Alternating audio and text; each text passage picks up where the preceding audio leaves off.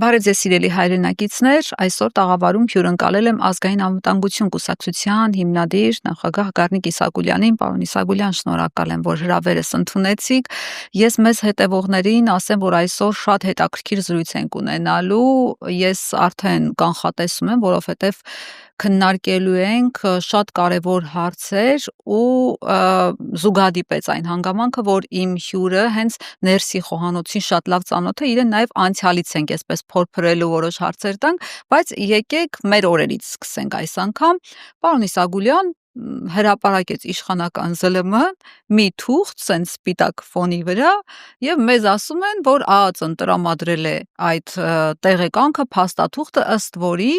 Եզրած arczepiskopos Ներսիսյանը, կաթողիկոսի եղբայրը, հանդիսանում է պայքի գործակալ, գործել է Կարո ծածկանունով, ընդ որում հիմա էլ շարունակում է հատուկ ծառայությունների համար աշխատել։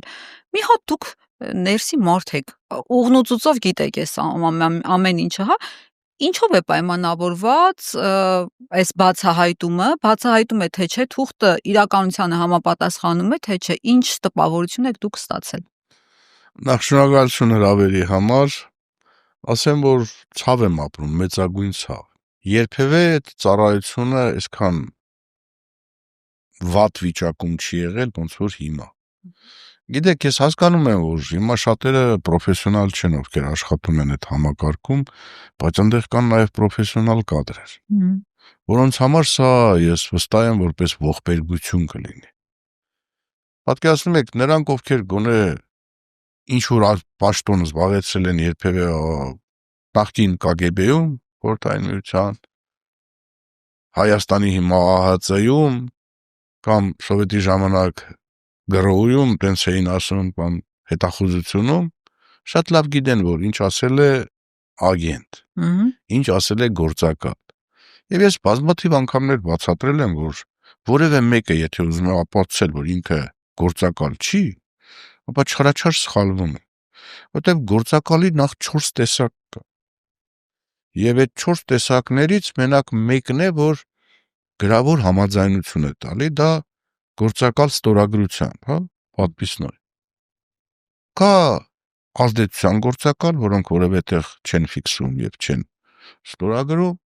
կա էությամբ գործակալ, պանատուրի գործակալ, որը նույնպես ոչ մի տեղ չի ստորագրում, եւ կա հատուկ նշանակության գործակալ, որը եւս որևէ փաստաթուղթ չի ստորագրում։ Այսինքն բացառությամբ մեկի, որը ստորագրում է, մյուս 3 տեսակի գործակալների մասին որևէ մեկը չի կարող իմանալ եւ ցանկացած աշխատակից, որը օպերատիվ աշխատանք է անում, անպայման այս բոլոր տեսակի գործակալների իր մոտ ունենում։ Եթե պետք է անհրաժեշտ է բացատրել, թե ինչ ասել է ստորագրության գործակալ, ինչ ասել է ազդեցության գործակալ, հիմա Եզրասրբազանինը ստորագրություն չկար, ու դա այն մարդիկ մատնանշում, ասում են ոչ կոդ կա, ոչ ստորագրություն կա, հետեւաբար գործակալ չի եւ փաստաթուղթը կեղծ է։ Ես ինքս կարող եմ 1000 նման փաստաթուղթ պատրաստել ու տարածել։ Այդ ինչ է նշանակում։ Ու սաղին հանել գործակալ։ Ու բոլորին հանել գործակալ։ Ուրեմն մենակ մի տեսակն է, որ դա ստորագրության գործակալն է, դա միանգամայն ուրիշ բան է։ Մարդը գալիս է, եթե իր հետ աշխատե։ Համապատասխան աշխատակիցը աշխատանք է տանում, համոզում է այդ մարդուն, որ այդ մարդու կատարած գործունեությունը հանուն իր հայրենիքի է, ընդ որում դա այդպես էլ կա։ Դրա համար երբեք գործակալական են ստորագրության գործակալների գործերը որևէ երկրի հատուկ ծառայություն չի հրապարակում։ Տեսեք ԳԴՌ, ՖԵՐԳ, հա, Գերմանիայի դաշնություն, որ երբ որ միացան, երբ որ ուզում էին Շտազեի ամբողջ արխիվները բացեին, հենց ֆեդերատիվ Գերմանիան դա թույլ չտվեց։ Իմաստել չկա։ Օրինակ հաստատ Անգելա Մերկելը չի բացառում, որտեղ եղել է իրանց, հա, երիտասարդական կազմակերպության էլ ԳԴՌ-ի լավագույն աշխատակիցներից մեկը, չի բացառվում, որ եղել է գործակալ։ Բայց մարդը դարձավ Միացյալ Գերմանիայի կանցլեր, որտեղ երբ աշխատել է ԳԴՌ-ում եւ օժանդակել է այդ երկրի հատուկ ծառայությանը, մարդը համոզմամբ ծառայել է իր հայրենիքին։ Դա առավելություն է մի բան էլ դիտարկում։ Միանշանակ առավելություն է։ Հիմա ես Հենց հիմա մեր ԱԱՑ-ն բնականաբար ունի գործակալներ։ Եթե այդ ԱԱՑ-ն գործակալներ չունի, նշանակում է ԱԱՑ-ը գոյություն չունի։ Կանխարգելիչ գործողություններ շատ դեպքերի հետ կապված ո՞նց է տեղի ունենում։ Եվ աշխարհում ընդունված չի, որ հատուկ ծառայությունները կարող են ֆորմացիաներ փոխվել, հասկանում եք։ Այսինքն ցարական Ռուսաստանը դարձավ խորհրդային Ռուսաստան։ Ընդդեղի հատուկ գործակալները եւ այդ ամբողջ ցանցը ծառայում է այդ պետությանը, հիմա պետության մեջ իշխանությունը ինչ ձևի է, դա բացարձակապես հետաքրքիր չի։ Հիմա լավ, մեր ԱԱՑ-ն ինչ հրապարակեց։ Նախ այդ փաստաթուղթը կեղծ է, միանշանակ կարելի է հայտարարել, որ կեղծ է, որտեվ 83 թվականից խորհրդային միությունում նման կարտատեկա լրացնելը շատ հստակ, ուրեմն որոշում էր հրամանագրով, այդ հրամանագիրը կար, մարդիկ գիտեին դա ոնց պետք է լրացնել։ Ընդ որում դա լրացնելուց առաջ դու ունենաս ուրիշ փաստաթուղթ, որը անպայման ձեռագիր գրվում է շատ կոնկրետ մարդու կողմից, որտեղ մարդը ինքը իր, այսպես, ես, օրինակ, չգիտեմ, Կարոյի, Կարոյանս, իր դիմումն համաձայն, չէ, բան համաձայնություն տալով համագործակցել Հայաստանի կամ չգիտեմ խորհրդային միությունը ընդհանուր պետություններ պետական անվտանգության ծառայության հետ Այսուհետ եւ չգիտեմ զեկուցակներ եւ այլը կգրեմ, այսինչ կեղծանունով գրում, ստորագրում, անուն, ազգանուն, անձնագիր, համար, ամեն ինչ գրված է։ Մեկ օրինակից տես փաստաթուղթը։ Եվ այդ մեկ օրինակից փաստաթուղթը գնում է իսկ եթե աշխատակիցը պետք է հետո գրի, նա լրիվ ուրիշ ձևով է լրացվում։ Այսինքն այդ թուղթը, որ հրապարակվեց, դա չի համապատասխանում։ Գիտեք, մոտիկ է շատ, ասենք, ոնց էին ասում, Իսկանդերը 10%-ով է պայթել, ստեղ էլ այդ փաստաթուղթը 10%-ով է պայթել։ Բայց դες փաստաթուղթ ցանկացած մեկը կարող է գրել եւ տարածել։ Տարբերություններ էին նշում, որ դեղին չի թուղթը, սովորաբար լինում է այսպես արխիվացված թղթերը հնանում են, սա սպիտակ ինչ որ բան են հրապարակել, այս մանրուքներին պետք է ուշադրություն դարձնել։ Այնտեղ ինչ որ ձևերը շատ են, ես ասեմ, տարբեր ժամանակներում փոխվել են ձևերը, դա աշխատակցի, այսպես կոչված հատուկ, որ տարին մեկ հոգի, օրինակ ասենք աշխատակից հիմա մեր ԱԱՑ-ի աշխատակիցները, ովքեր օպերատիվ գործունեությամբ են զբաղված, իրաց վրա պլան կա դրված։ Ներողություն եմ խնդրում որոշակի բաներ բացահայտելու համար, բայց եթե ԱԱՑ-ն տես բաներ ար, օրինակ տարին մեկ հոգու պիտի այսպես կոչված վերբով կա, հայերեն հավաքագրե։ Եվ բնականաբար իրանք երբ որ հավաքագրում են, զեկուցում են։ Հիմա չգիտեմ Հայաստանի ԱԱՑ-ում ոնց է, կամ եթե գիտեմ, եկեք չբացահայտեմ ոնց է։ Ինքը գրում է, որ ինչ որ այդ փաստաթղթերը երբևէ ոչ հրապարակման, ոչ իրավական, բայց գրած էր գաղտնազերծված, այսինքն որոշել են, որ դա պիտի գաղտնազերծվի, ինչ որ քաղաքական նպատակներից ելնելով հավանաբար։ Անիմաստ է, չի կարող այդպես փաստաթուղթը գաղտնազերծվել։ Գաղտնազերծվելուց հետո այլևս այդ ծառայությունը Ինչ ասում ես Civic-ի նման թուղթ չեմ տվել։ Հանգստացեք։ Գաղտնազերծվելուց հետո այդ ծառայությունը այլևս այն ծառայությունը չի, ինչի անվամբ ինքը ուզում է հանդես գա։ Դե դա գիտենք, որ հարված կլինի մեր ԱԱՑ-ին, հեղինակությանը եւ դրանից հետո ելով պետքա գնա գործակալ աշխատի կամ ով պետք է այդ ռիսկի տակ մտնի։ Ոչ միայն այդ առումով։ Ինքը որպես փաստաթուղթ կեղծ է։ Հա։ Ինքը որպես փաստաթուղթ է կեղծ։ Այսինքն հնարավոր է, քանի որ Նիկոլ Փաշինյանը այսպես ոդկը դրել էր, երկու ոդկը մի կոշիկի մեջ է դրել, քանի օր է հայտարարում էր եւ իր վերջին ճեպազրույցում էլ ասացին, պիտի սկանդալ պայթեր, չպայթեց, ինչի գործեր չեն հարուցվում եւ այլն, ասաց ոնց դուք այդ թուղթը չեք տեսել ու հաջորդիվ տեսնում ենք Civic-ը հրապարակում է թուղթ, կարող է այդպես որ զուտ Փաշինյանը այսպես համարի գալչկան դրած թուղթ են մի հատ տվել, ասել են դրեք էսի ուզում եք։ Գիտեք, հիմա ինչ տարբերություն ունի, ես տես թղթեր կհրապարակեմ, թե հրապարակել է ԱԱՑ-ը։ Ես ու ԱԱՑ-ն իրարից ինչով ենք տարբերվում։ Այս բարակայում ԱԱՑ-ն իջավ սուտ մատնություն անողի մակարդակի, սուտ մատնություն անող ինչ որ քաղաքացու մակարդակի։ Այլևս այս փաստաթղթի հրապարակումից հետո, եթե դա իրոք ԱԱՑ-ի անունից են հրապարակում եւ ԱԱՑ-ն չի երգում, որ դա իր ուրեմն արածն է, նշանակում է այ Հայաստանում ԱԱՑ գոյություն չունի։ Այլևս ԱԱՑ-ն իջել է այդ բոմժի մակարդակի, որը ինչ որ թուղթ է իր ձեռով գրում ու տարածում մարդկանց մեջ։ Վաղը կարող է տենց թղթեր հայտնվել Նիկոլ Փաշինյանի, իր ընտանիքի անդամների, ցանկացած մեկի մասով։ Ում ուզում են այսպես դաշտից հանեն, ասեն ԱԱԾ գործակալը հան։ Ինչ մակարդակի ենք իջել հիմնավորելու համար Նիկոլի ստերը, կառույցները պետական, իրանք են դառնում ստախոսներ, իրանք են դառնում սուտ մատնիչներ։ Պարոն Իսագուլյան, տեսեք, երբ այդ ճեպազրույցում Փաշինյանին ասեցին, բա ինչու գործեր չեն հարուցում եւ այլն, ասաց ինչ գործ հարուցենք, մարդը ԽՍՀՄ քաղաքացի է եղել եւ ԽՍՀՄ-ի KGB-ի գործակալ է, այսինքն այստեղ իրավական առումով, քանի որ չեն կարող որևէ խնդիր մատնանշել, գնում են բարոյական, չգիտեմ, մարդկանց հոգեբանության վրա ազդելու ճանապարհով։ Այս մասով, այսինքն ստացվում է, որ հիմա շուտով կաթողիկոսի հետ կապված էլ կարող են նման մի բան հայտարարել, հա, այդպես ինչ ազդեցություն է սա թողնում։ Ասենք հասկացանք Եզրա Սրբազանը իսկապես KGB-ի գործակալ է եղել այն ժամանակ։ Օրինակ Գևորգ Սրբազան կար, հա։ Այո, Մասյացոտնի։ Հայտարարում է, որ մեզ փաստաթղթեր են ցույց տվել։ Այո։ Գիտեք, դա արդեն հանցագործության մասին հաղորդում է։ Ով է իրան տենց փաստաթուղթ ցույց տվել, ինչ օրենքով, ինչի հիման վրա։ Գաղտնիության ռեժիմներ խախտելով հավանաբար։ Միանշանակ։ Հիմա ինչ որ մեկը հայտարարում, բայց այնտեղ մի հատ իրանք ուրիշ բան ունեն, հա, Եզրա Սրբազանի հետ կապված, որ շարունակում է համագործակցել հատուկ ծառայությունների հետ։ Հաստատ եթե օտար երկրների ծառայությունների հետ համագործակցում է, դուք դրա մասին երբևէ չեք կարող իմանալ։ Գիտեք, իջնել այդ մակարդակի, հիմա ես հաստատ գիտեմ, որ Հայաստանում մեր բարձրաստիճան պետական պաշտոնյաներից շատերը Թուրքիայի, Ադրբեջանի հատուկ ծառայությունների գործակալներ են։ Բայց ապացուցիչ բայց հենց ինչ-որ մեկի անունը տա, այդ մարդը կարող է դիմել անպատասխան մարմիններին եւ փորձի ինձ ուղակի դատի տալ։ Շատ բարձ պատճառով, որովհետեւ ես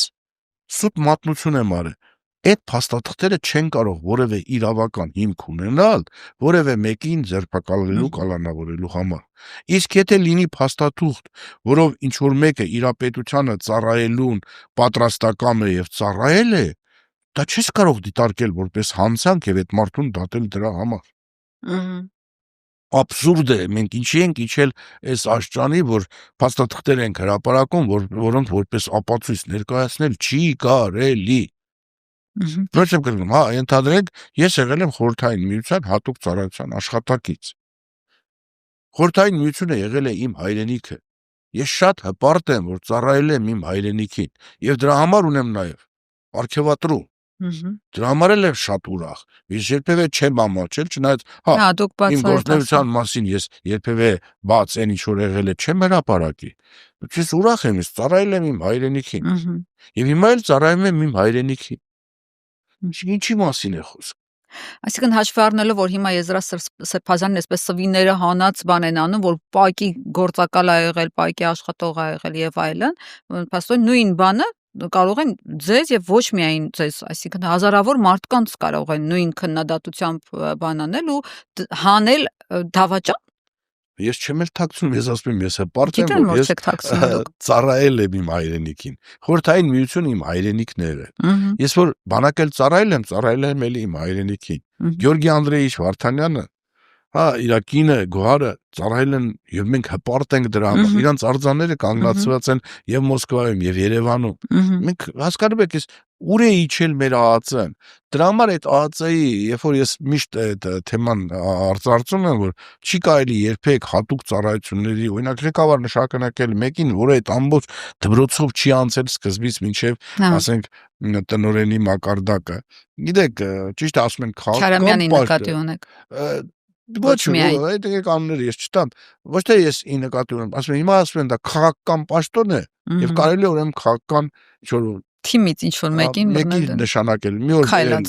դե չի կարելի, սա է պատճառը, որտեւ եթե այսօրվա ծառայության տնօրենը լիներ այդ ամբողջ եւ ինքը ունեցած լիներ, ասենք, գործակալական ցանց, որը իրան շատ հարցերում օժանդակած լիներ եւ պետությանը ինքը կհասկանար, որ այդ կարգի մարդկանց մասին թուղթ հրապարակել չի կարելի։ Իսկ այս պարագայում կեղծ թուղթը դուք ուզում եք ներկայացնել որպես փաստ ինչ որ մեկին մեղադրելու։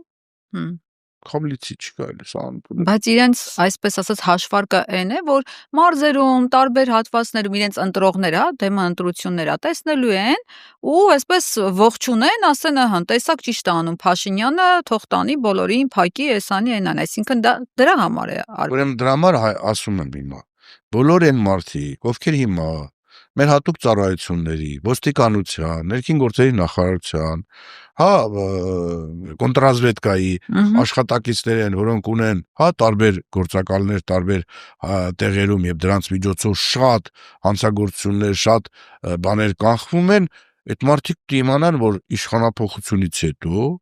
հաշվի առնելով, որ դա Նիկոլի ճշտամական իշխանության հատուկ ծառայություն է եղել եւ այդ մարդիկ գործակալները ծառայել են ըստ էության ոչ մեր պետության շահին, այդ ամեն ինչը բացահայտելու է։ Այսինքն բոլոր նրանք, ովքեր հիմա համագործակցում են նիկոլական իշխանության որևէ կառույցի հետ, պետք է վստահ լինեն, որ իրանք վաղը դատվելու են, իրանք բոլոր գործերը բացվելու է եւ իրանք կրելու են շատ դաժան պատասխանատվություն։ Սա է նշանակում։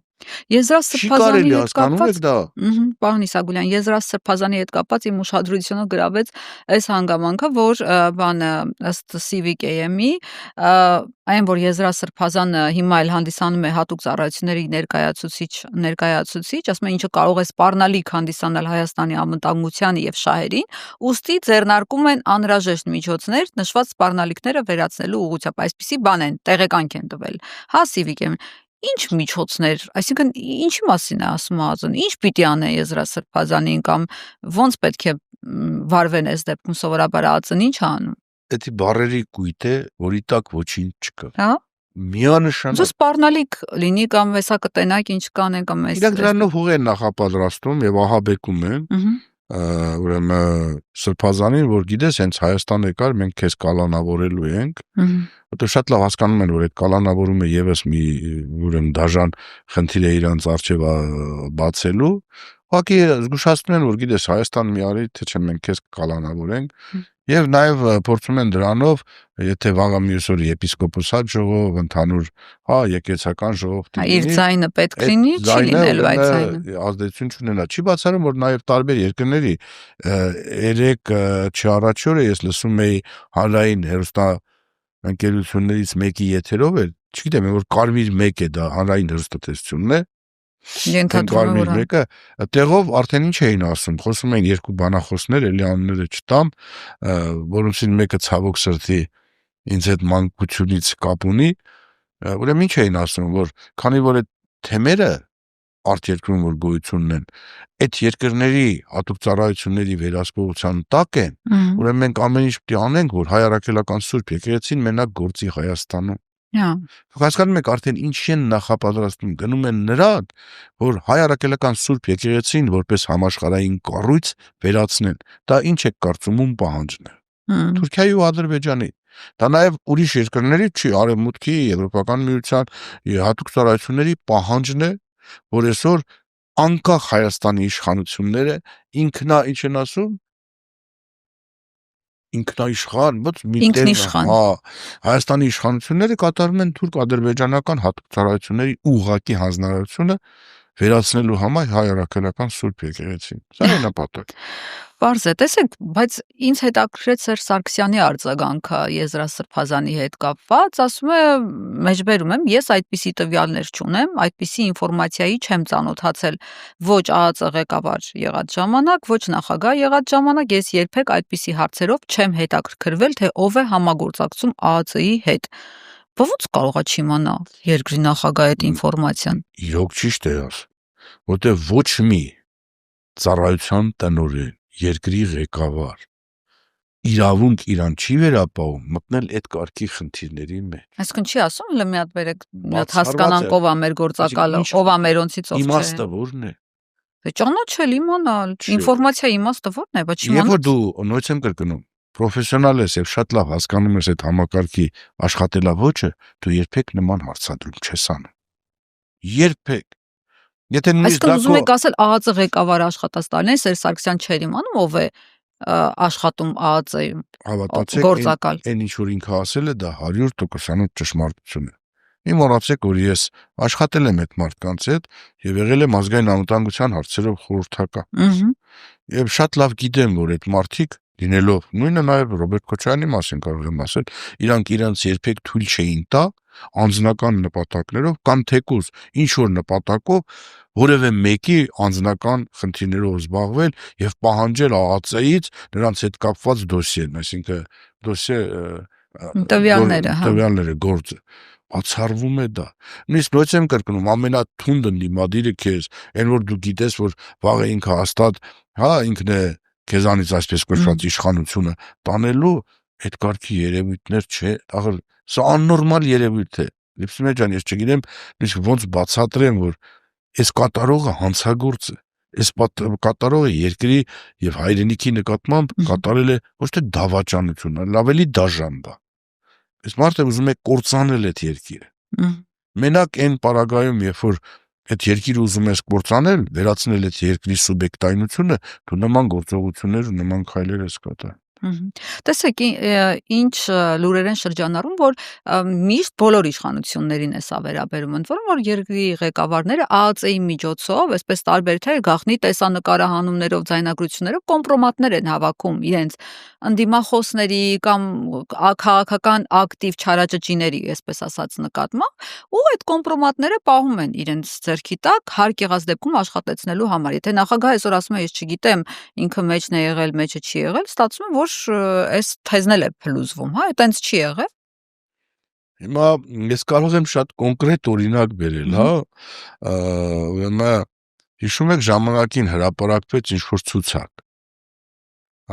ցուցակ տարբեր պետական կառույցներում այլ կողմնորոշում, սեռական կողմնորոշում։ Արվամոլների, ես հիշում եմ այդ ցուցակի անունը, այո, հիշում եմ, դուք ասել եք, որ այդ ցուցակը ունեք ձեռքի տակ ձեր։ Հիմա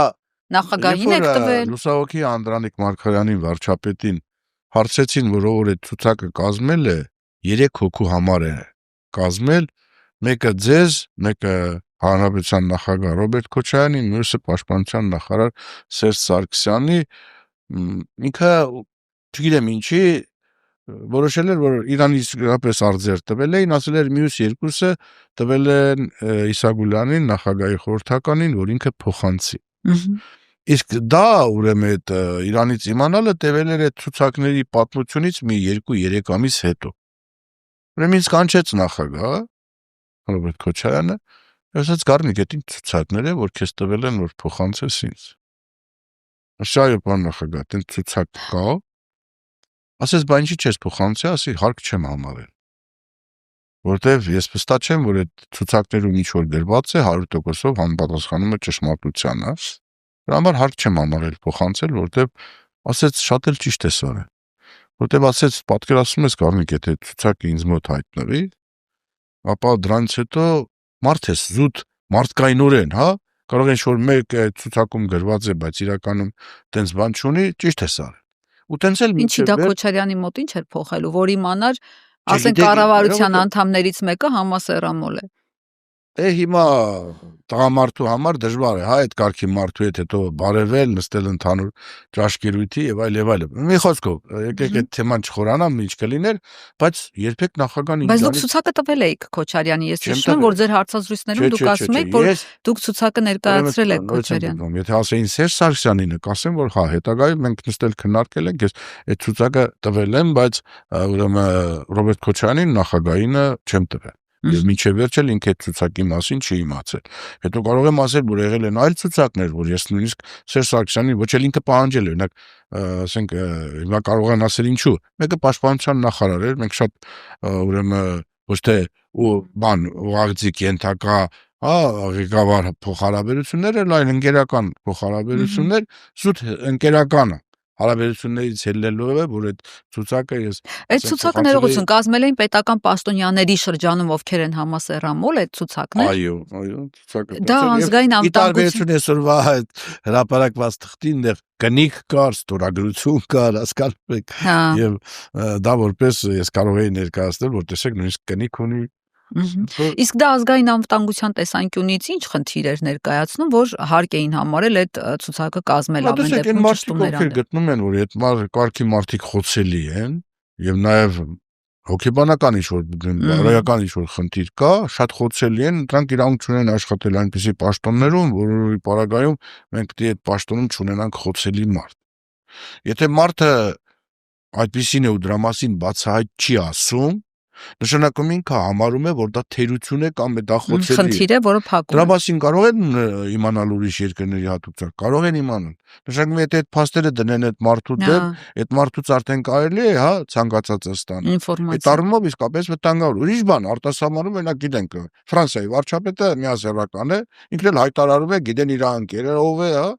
իրար սիրում են, ինչ են անում Աստված իրանց հետ։ Հա, բայց եթե թաքցնում է, Հա, եթե հետեւաբար թաքցնում է մարդը, չի ասում դրա մասին բացահայտ, այդ օրերին նույնիսկ Երևանում բաներ, հա, տարածվել, որ երբ որ ես խոսացի այդ ցուցակների մասին, ասում եմ բոլոր կառավարության անդամները շատ օլիգարխներ հատուկ բաց մեքենաներով, բացապակներով, կողքները աղջիկ նստածրած քաղաքում ուղղակի շրջում էին։ ուզում էին ապացուցել, որ մենք դրանցից չենք, հա։ Հա, իհարկե ես դե որոշակի, հա, պաշտոնական չարաշահումներ գուցե արել եմ, հետո չպատմեմ, թե հետո այդ ցուցակների հետ կապված ինչպիսի աշխատանքներ են տարվել, ինչեր են պարզվել կամ չեն պարզվել, ուղղակի ցուցակները իմացեք, որ չի ստացել նախագահան ինձ չի Իսկ մեծ թիվեր կազմում այդ ժամանակ։ Դե տարբեր ցուցակներ են եղել, եւ 9 հոգանոց, եւ 40 քանի 7 հոգանոց, դա ես ուզում եմ Հիմա եթե նման ուսումնասիրություն արվեր, հիմա խայտարակություն կլինի։ Պարզ է։ Ավելի լավ է ասում եմ այդ թեմաների ԱԱԾ-ն շատ է շեղվել իր գործառույթներից, որովհետև մենք ճիշտն ասած ես Գորիկ Հակոբյանի ժամանակ եմ հիշում իր կեցվածքը, ԱԱԾ-ին ոնց էինք վերաբերում, անկալումը ԱԱԾ-ի ոնց էր, ու հետո մեկ էլ այդ ծաղկավոր բանտիկներ կապելը, սատանա բռնելը, չգիտեմ, ամեն մանր թեմայի մեջ ԱԱԾ-ականների ներգրավելը, հիմա լրիվ բանը կոտրվել է, հա, այն բոլոր բաներ, ընկալումները ԱԱԾ-ի մասին։ Դուք ասեք, հա, ձեր մասնագիտական աչքով շատ շեղվել ԱԱԾ-ն իր բուն գործառույթներից։ Ուրեմն ասում եմ, ձեր բախտը շատ է բերել, որ Գորիկ Գուրկինիչի հետ հանդիպել եք պրոֆեսիոնալ մարդ, բայց մի առումով էլ չի բերել, որ օրինակ Մարիս Սյուզբաշյանի նոտ չեք եղել, ես շատ երիտասարդ էի, երբ որ Թիֆլիսում հատուկ մի հատ օպերացիա պետք է անցկացվեց, չնայած ես ասեմ, որ Հայաստանում իմ մասին արխիվներ ման չկան, որտեղ չեն հայտնաբերելու, զուտ նրա համար, որ իմ տվյալները համընկնում են, հա, ես բացահայտում էլ չեմ անում, իհարկե ոչ մեկը չի իմանա խոսքի ինչ օպերացիայի մասին է, իմ տվյալներն ուղղակի համընկել էր, հարցում էին արել, Մոսկվայից ինձ ասեցին, որ ես պետք է փոխարինեմ չորնեկի։ Եվ առաջին անգամ, երբ որ մտա Մարիս Սյուզբաշյանին մոտ, ինձ բնականաբար ուղեկցում էին, նա կարող եմ ազգանունը տալ, բայց չտամ ով, գեներալ եւ մի հատ գնդապետ, որ մտա նայեց վրես, ասեց, не слишком ли молодой, ասել չէ, մի անանք ստացեք։ Հիմա եթե բավոր մարդը Մարիս Սյուզբաշյանին տեսած լինի, մարդ որ 17 տարի հետախուզության, ուրեմն բան է եղել եւ հետախուզությունում եւ շատ հրաշալի աշխատանքներ ունի կատարած Հայաստանի Հանրապետության այն բախ խորհրդային միության համար, տենց ասենք, հիմա գիտեք, այդ պատկառանք կար, հարգանք կար։ Օրինակ Աստված մի արա ասե, դու եթե քայլում ես կաբինետների դեմով, ենթադրենք, նախ դռները բաց չէր լինում։ Եթե բաց լիներ ու որևէ թուղթ,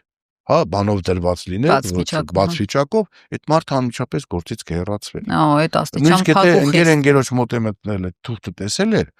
այսինքն եւ այդ մարդիկ հիմա էլ հասկանում եք, ես միշտ համարել եմ, որ ԱԱԾ աշխատակիցները դրանք ամենամաքուր, ամենաազնիվ, ամենանվիրյալ, ամենապարկեշտ մարդիկ են։ Որոնք, գիտեք, հիմա ես այս թղթի հրապ, եթե ԱԱԾ-ն այսօր կամ վաղը չհերքի, որ դա իր հետ կապ չունեցող փաստաթուղթ է, ինքը դա չի արել, ես կզարմանամ այդ դեպքում տնօրենի եւ ընդհանրապես այդտեղ հիմա աշխատող մարդիկ բա իրանց այդ գործակալների հետ որ հանդիպեն, աշխատեն, ինչ երեսով են գնալու։ Եվ որ այդ մարդիկ ասեն չհասկացա։ Ոնց են էլ մարդ հավաքագրելու։ Հա։ Գիտեք, սա մեծագույն հարված էր ոչ միայն ԱԱԾ-ին, այլ Հայաստանի Հանրապետությանը։ Բանի սա։ Այն որ այդ հաստատուղթը կեղծ է, սուտ է, դες բան չկա։ Այդ հաստատ է։ Այդ հաստատ։ Բա ինչ են կեղծը տվել, այսա պետք է պարզենք։ Գուցե այդ մարդիկ էլ ստիպված են լինել, հասկանալով, որ իրանց կողմից դա կլինի անմարդկային բան, հատուկ ես, քանի որ Նիկոլան Թարապես չի հասկանում այդ ինչ կառույց է, ինչ եղել, գուցե այս դիտավորյալ կեղծն են տվել, սուտ թուղթ են տվել, որ շատ արագ բացահայտվի դա, ու բոլորը հասկանան, որ ԱԱՑ-ն որևէ փաստաթուղթ իր մոտից արտահոսք չի արել։ Հասկանում եք։ Պարոն Իսագուլյան, հիմա ոչ միայն հիմա ես հիշում եմ, որ Սերժ Սարգսյանի ժամանակ էլ այդ խոսակցությունները ահագնացել էին, լյուստրացիա էին պահանջում, այսպես միահամուռ, ասում էին բացահայտեք բոլոր գործակալներին, ցուցակներ հրապարակեք, մենք ազգը պիտի ճանաչի նրանց եւ այլն։ Հիմա այս եթե պարզվի իհարկե, որ ԱԱՑ-ն սրա մեջ կա, ինքն է արդեն սկսել է բացահայտում, այդ լյուստրացիան պետք է լինի, թե չէ, ու ինչի կհանգեցնի դա։ Լյուստրացիան մեր երկիրը ուղղակի կործանի, մեկ։ Հա։ Լյուստրացիա անելու բան չկա։ Բոլորը գիտեն։ Չէ, դրա համար կարևորագույն խնդիրները, կարևորագույն հարցերը, կարևորագույն մարդիկ, օրինակ իմասով թող լյուստրացիա անեն, հա։ Ինքս համաձայն եմ, արեք ինչ ուզում եք արեք։ Այդ փաստաթղթերը այստեղ Հայաստանում նախ չեն։ Դրանք վաղուց դեռ շարժման ժամանակ 88 թվականից հետո տեղափոխվել են։ Այսինքն արխիվներ չունի։ Արխիվներ այդ առումով չունենք։ Ունենք մենակ Հայաստանի են գուցե KGB-ի հայկական, հա, հայկական ԽՍՀ KGB, չնայած տենց հասկացողությունը մի քիչ աբսուրդ է։ Դա առաջին գլխավոր, երկրորդ գլխավոր, երրորդ գլխավոր վարչության կարող է դրանք մնացած լինեն։ Այսինքն եթե նույնիսկ այդ արխիվները բանանել շատ ինչ է ստանալու։ Հա, ինչ ենք ստանալու։ Ոչ բան չես կարող ստանալ։ Բա հիմա լավ, դու Հայաստանին լյուստրացիա ես ենթարկում։ Ես ինչ իմանամ, ովքեր են Թուրքիայի հատուկ ծառայությունների գործակալ, Ադրբեջանի, նրանք հո լյուստրացիա չեն անում։ Այսինքն մենք լյուստրացիա անում ենք, բացահայտենք են գործակալների, որոնք աշխատել են մեր հայրենիքի համար, մեր պետության համար, դա կներ խորհրդային Հայաստանը, թե հիմա Հայաստանը, լյուստրացիա անում ենք ինչի համար, որ ինչը բացահայտենք։ Այսինքն որ ամբողջ աշխարհը եւ մեր հատուկ ծառայությունները զրոյանան։ Ես կարող եմ ասել, որ այսօր Հայաստանի Հանրապետության ազգային ժողովի, կառավարության, չգիտեմ ինչ, իմիջիալից որևէ մեկի անմեղության կանխավարկածը չխախտելով, մեծ մասը Թուրքիայի հատուկ ծառայությունների գործակալ է։ Ես ոնց դա իմանամ։ Կարող եմ իմ համար ապահովել, որ ես Թուրքիայի հետ արխիվները մինչև հիմա ցեղասպանության հետ կապված 100 տարին անցել է, նրանք իրանց արխիվները չեն բացում։ Աշխարհն է պահանջում, բոլորը պահանջում են, չեն բացում։ Այն էլ պատմական արխիվներ է, չեն ասում ձեր հատուկ ծառայությունների արխիվները բացեք։ Այդ նույն բաները տարբեր դեսպաններ զեկուցել են Գերմանիա, զեկուցել են Մեծ Բրիտանիա, զեկուցել են Ռուսաստան, զեկուցել են Միացյալ Նահանգներ, բայց ինչի չեն բացում այդ արխիվները։ Այն նույնպես եմ կրկնում, դա քաղաքական գրագրություններ են, հատուկ ծառայություններինը չեն։ Հայաստանը երկու հատ արևմտամետ, այսպես կոչված, նրանց թելադրանքով ասում են մենք ձեզ գրանտ ենք տալի, որ դուք ամեն ինչ անեք, որ Հայաստանում ՀԱԱՑ արխիվները բացվեն։ Բացեցիք հետո մի ժամանակ էլ Լևոն Տեր-Պետրոսյանի մասին, Սերժ Սարգսյանի մասին, Ռոբերտ Քոչարյանի մասին, այն մասին, քանի որ ես ինքս բացահայտ ասում եմ եւ Լևոն Տեր-Պետրոսյանի ժամանակ օրինակ ես լավ հիշում եմ, գիտեք, Խորհրդային Միությունը նոր է փլուզվել, դու ընտրվել ես Գերագույն խորհրդի падգամավոր, հիմա բերել են մեկ էլ այդ առաջին լյուստրացիա անելու հարցային ժամանակ բարձացավ, դե ես չեմ կարող կողմ քվեարկել դրան։ Հա? Ու դու դեմ ես քվեարկում։ Ստիպված ես ելնում ասել, որ ընկերներ մի անհանգստացեք, իմ մասով արխային բացեք, ես էլ ելույթ ունեցա, ասի իմ մասով արխային կարակ բացեք։ Ես չեմ էլ թաքցնում, բայց ճիշտ է, շատ ծանր է դա խոստով անել։ Գիտես, որ Լևոն Տեր-Պետրոսյանը գիտի։ Բայց որ պահից սկսած դուք որոշեցիք, որ դա պիտի հրապարակեք։ Ես խնդիր էլ չունեի թաքցնելու։ Ճիշտ է, մենք այդ ժամանակ ամեն մեկս հատուկ բան ենք տվել, որտեղ դա չսկսվեց միանգամից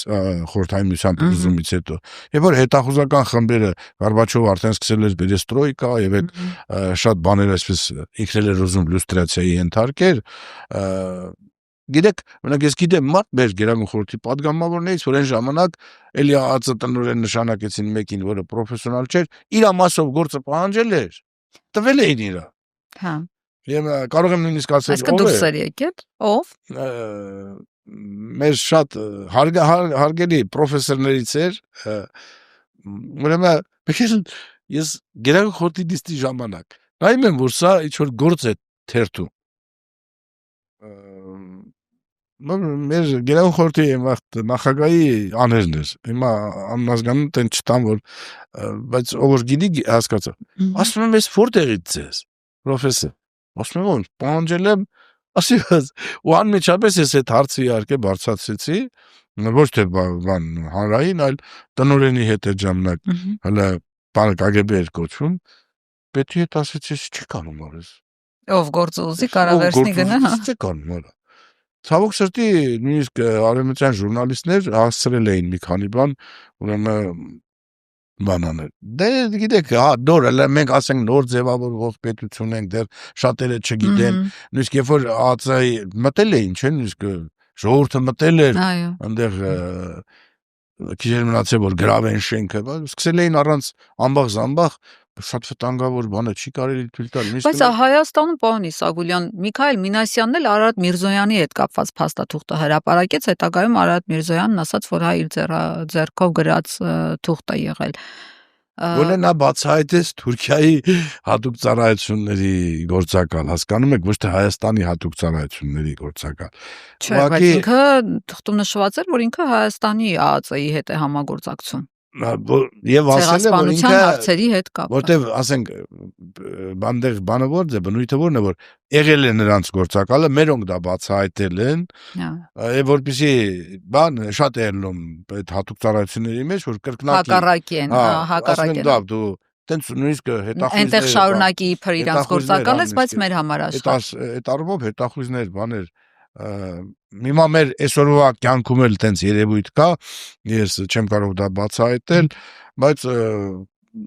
շատ է լինում տես բաներ։ Այսինքն այնպես չի որ Միքայել Մինասյանն է դա սկսել ու այդ բացահայտումներից սկսած նույնիսկ ես էլի վստահ եմ, որ այս իշխանությունների ժամանակում է դա տրամադրվել, ինչի համար չեմ կարող ասել։ Այսինքն ոչ թե Սերժ Սարգսյանի բացառվում է։ Սերժ Սարգսյանը այդ առումով իշխանությունները խի պետք է իրանց մարդ ներկայացուցչի հետ կապված նման բան տային Միքայել Մինասյանին։ Այդ արդեն իրանցից պիտի հարցնել։ Ինչ-որ ներքին կարգով բան է եղել։ Իրանցից պիտի հարցնել, հա։ Իդեպ շատ են այս խոսակցությունները, եկանք հասանք Սերժ Սարգսյան, տեսեք Միքայել Մինասյանի հարցն էլ արծարծեցինք, շատ են խոսում այն մասին, որ եթե հիմա ասում են, որ այս իշխանության ներկայացուցիչները գործակալներ են, Ադրբեջանի Թուրքիայի համար են աշխատում, այդ մի օրում չի լինում։ Ասենք տևական աշխատանք է լինում։ Ոնց կարող էր Սերժ Սարգսյանը չիմանալ։ Հետևաբար ասում են Սերժն ա բերել Նիկոլին այս արտահայտությունը, որը այսպես ուղիղ կապում է Սերժ Սարգսյանի հետ։ Ինչ կասեք այս մասին։ Լավ, հիմա ես կարող եմ շատ կենթանի օրինակ բերել, ուղղակի քանի որ այդ համակարգերում ընդունված չի եւ մենք դրանով շատ մարդկանց մեծ վնասներ կպատճառենք, հա։ Ես դրա համար չեմ կարող անմաններ տալ եւ դա առավել եւս լրատվամիջոցների միջոցով եղել է դեպք, որ մենք իմացել ենք կոնկրետ ես զեկուցել եմ նախագահին։ Նախագահն տվել է հանձնարարություն եւ այդ հանձնարարությունը շատ հստակ լուծում ստացել է։ Բայց այդ կարգի խնդիրները բացահայտելու եւ հրապարակելու նյութեր չեն։ Մենակ ես ասում եմ կանխելու իրենց իշխանության Ես զեկուցեցի նախագահին, ընդ որում այդ ժամանակ, որ ես այդ խնդիրը զեկուցում էի նախագահին, արդեն նախագահի ապարատում չէի աշխատում։ Արդեն Արցախում էի աշխատում, բայց զեկուցել եմ Հայաստանի Հանրապետության նախագահ Սերժ Սարգսյանին, ինքը ինձ հանձնարարել է կապել կոնկրետ այդ հիմնարկի հետ, ծառայության տնօրենի տեղակալի մակարդակով, որպես պրոֆեսիոնալի, որտեղ տնօրենը ինքը կարողով ավելի երիտասարդ էր եւ փորձառու չէր, մենք երկար աշխատել ենք։ Եվ դա չի անրայնացվել, դա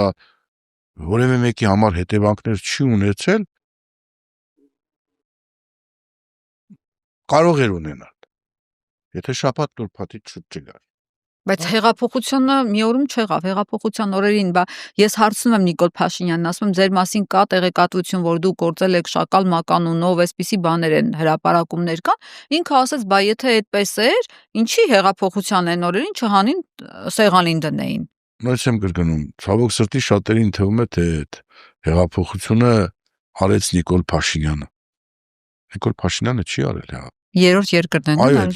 հեղափոխությունն եղել է շատ, ես դրա մասին զեկուցագրեր ունեմ գրած, թե Ռոբերտ Քոչարյանի ժամանակ, թե Սերժ Սարգսյանի ժամանակ, թե Լևոն Տեր-Պետրոսյանի ժամանակ հրապարակա, որտեղ այդ process-ը սկսվել է Խորհրդային Միության փլուզումից հետո։ Բնականաբար, երբ որ տեղ է բացվում, այլ երկրների, հատկապես մեծ տշնամի տրամադրված երկրների հատուկ ծառայությունները ձեռները ծալած չեն նստում։ Բոլոր աղանդները, բոլոր մարդու իրավունքների պաշտպանությամբ հանդես եկող կառույցները, բոլոր ուրեմն Սորոսի գրասենյակները, հա, USAID-ի կողմից ֆինանսավորված կառույցները, դրանք բոլորը հատուկ ծառայությունների, այսպես կոչված, բաներ են, աղբյուրներ, եւ բնականաբար դրանք Հայաստանում շատ ակտիվ աշխատում էին։ Բայց քանի որ ժողովրդավարությունը մեր մոտ, հա, որ ժողովրդավարություն են գրում, չգիտեմ ինչերի են գնում, հարկավոր են այս կարգի մարդու իրավունքներ, բան դա դարձել էր առաջնային, այդ քողի տակ բոլորը ծածկվում էին։ Եվ շատ ակտիվ աշխատում էին։ Եվ այն ժամանակ նա չէր ոնց որ հիմա Նիկոլի ժամանակ։ Աստված մի արասե թե Ռոբերտ Քոչարյանի կամ Սերժ Սարգսյանի օրոք այն երևույթներից թեկուզ 1%-ը, որ այսօր տեղի ունենում լիներ, ամբողջ դեսպանատները, տարբեր կառույցներ միջազգային, հայտարարություն, մեկ հիշում եմ ես Յովայի վկանների գրանցման ժամանակ, ես Ռոբերտ Քոչարյանին որ ինչ ուզում են, ճնշում է այնքան մեծ էր, չեք պատկերացնի ախր, եւ մտածում են դե լավ, ինչ կարող է անել, լավ, այդ մի կառույցն էլ թող լինի, ցավոք սրտի, ինչու 10 օր, ինչու քայլել այդ ընթացքում Գյումրիից Երևան, որպեսզի այն կառույցները, որ ստեղծված են, դրանց գործի դնեն, դրանց ընդհանուր գործը սկսեն համակարգել։ Թվում է դե դրանք 3000 հասարակական կազմակերպություններ են, մի 100 հատ մարդու իրավունքների պաշտպանության գրասենյակներ են, Սորոսի գրասենյակներ են, տարբեր լրատվամիջոցներ են, հա, որոնք չգիտես որտեղից են ֆինանսավորվում, բայց աշխատում են շատ ակտիվ, դրանց հարկավոր էր նախապատրաստել արդեն միմյանց հետ կապել, որպեսզի դրանք աշխատեն։ Եվ ահա, մինչև Նիկոլը քայլում է, այդ աշխատանքը Երևանում, հատկապես Երևանում, մարզերում գնում էր։ Եվ մինչև Նիկոլը հասավ Երևան, արդեն կաթսան եռացրել էին,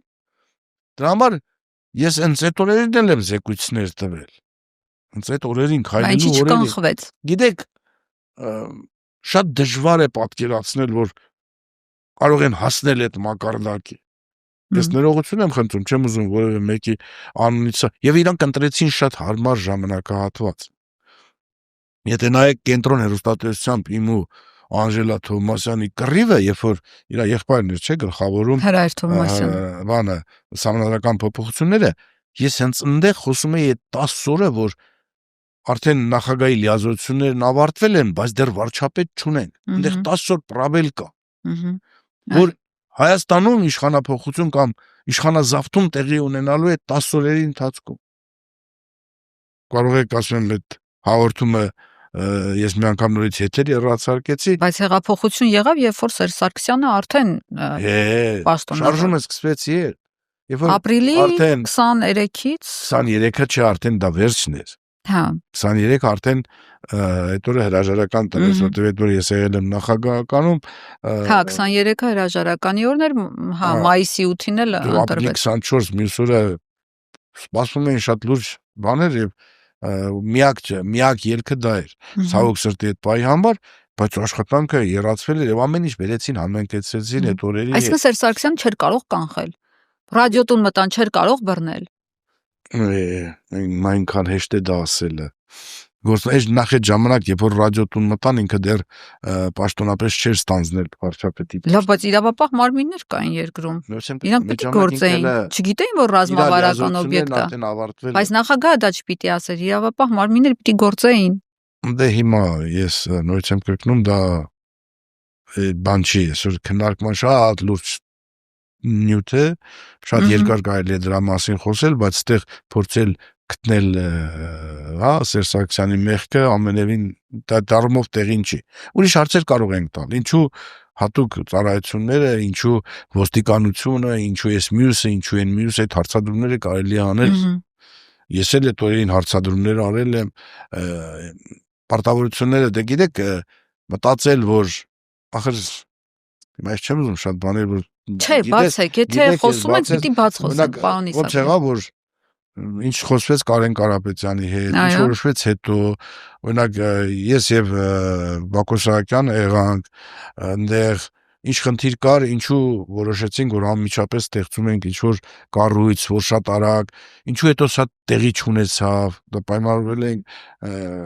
այդ Պայմանավորվել էին իշխանություն փոխանցել Կարեն Կարապետյանին, բայց չստացվեց։ Ինչու զանգեր եղան Մոսկվայից ինչու զանգեր եղան։ Մի խոսքով դա շատ առանձին թեմա է, եւ ես հիմա չեմ ուզում այդ թեմաների մեջ մտնել, որտեղ ավելի կոմպետենտ մարդիկ կան, լավ կլինի որ իրանք դրա մասին ասեն, էլի։ Դուք գիտեք, ուղղակի գտնում եք, որ չպիտի խոսեք այդ մասին։ Կարելի որ շատ հարցեր կան, որ գիտեք, կարելի է այսօր խոսել բաց տեքստով։ Կմտածեն, որ ահա դու դիտավորյալ այդ մարդու անվան հետ ես ուզում խոսալ, շատ հիմա շատ զգայուն են դարձել։ Իսկ եթե քննադատում ես որևէ մեկին, դա անցնում են որպես ճշնամություն, որ ոնց ինչ ես մեզ քննադատում, ուրեմն դու մեր դեմ ես, շատ նեղ են մտածում։ Սպեկտրը եթե լայն վերցնեն ու քննադատությունը ոչ թե ընդունեն որպես իրաց նկատմամբ ճշնամանք, այլ հասկանան թե ինչի է օրինակ ասում եւ փորձեն զրույցի մտնել, հասկանալու համար թե լավ Իսագուլյանը sense բան ասեց, ինչի ասեց։ Ցավոք սրտի դա չկա։ Պարոն Իսագուլյան, ամեն դեպքում ես պիտի հարցնեմ։ Շատ բաներ կան, որոնք անցյալի հետ կապված հարցեր այսպես մնացել են մութ եւ դուք էլ չեք խոսել դրա մասին կամ ես տեղյակ չեմ, հրապարակային դաշտ չեն նետվել։ Եկեք սկսենք այն հանգամանքից, որ օրինակ ինձ համար հարց է առաջանում, թե դուք Ռոբերտ Քոչարյանի անվտանգության հարցերով խորհրդականն եք։ Ձեզ ընկալում ենք որպես Ռոբերտ Քոչարյանի մարդ, այսպես ասած։ Բայց հիմա դուք սկսել եք Սերժ Սարգսյանին սատարել, ավելի աջակցել Սերժ Սարգսյանի գիծը, ոչ Քոչարյանի։ Ինչ կատարվեց, ինչու։ Դե ուշադիր հետևեք, տենց երևույթ գոյություն չունի, ասեմ ուրիշ բան։ Երբ որ ես Քոչարյանի ապարատում աշխատում էի որպես խորհրդական, ինձ այնտեղ բոլորը համարում էին Սերժ Սարգսյանի մարդ։ Հա։ Այո, միանշանակ Սերժ Սարգսյանի մարդ։ Ես միշտ հայտարարել եմ, որ ես որևէ մեկի մարդ չեմ։ Եվ ինձ չէ, Քոչարյանը քավլիցի։ Ես խնդիր չի եղել երբևէ Քոչարյանի հետ երբևէ խնդիր չեմ ունեցել, բայց ապարատը ինձ համարում էր ուրեմն Սերժ Սարգսյանի մարդ, նույնիսկ լավ հիշում եմ, ես միշտ հունվարի 15-ին դա պասպորտով է իմ ծննդյան օրը, իմ իրական ծննդյան օրը մարտի 1-ին է, բայց քանի որ Պարսկաստանից Հայաստան գալու են ընթացքում այնտեղ ամիսներն ուրիշ են, բաներ տարիթիվն ուրիշ է։ Հաստատվորումը ուշ է եղել։ Իսլամական տարիթիվը այստեղ մի խոսքով խառնել են, գրել են հունվարի 15, լավ, հունվարի 15 ամեն տարի, նույնիսկ փախուստից տարիներին 94, 98 թվական, 95-98 դրա մասին գիտի Արամ Աբրամյան Արավոտի գլխավոր տեղ խաշ որ դնում էին նույնիսկ փախուստի մեջ իրանք այդ խաշի սեղանին նստել են ինքը Գոլես Արմենի խմբագիրը ժամանակ ես տենց ընդհատակյա կապեր ունեի շատերի հետ իսկ կարողանում էին կազմակերպել հիմա դրանք լեգենդներ են դարձել բայց չէ նորմալ մարդկային հարաբերություն են եւ եթե դու պրոֆեսիոնալ ես այդ ամեն ինչը կարողանում ես շատ լավ կազմակերպել Այսինքն ես երբեք հայտի չեմ ունեցել Քոչարյանին բոլոր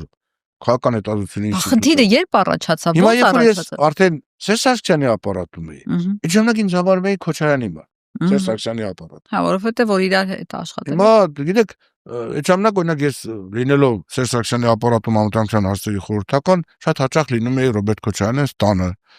Նստում ենք, ճիշտ է,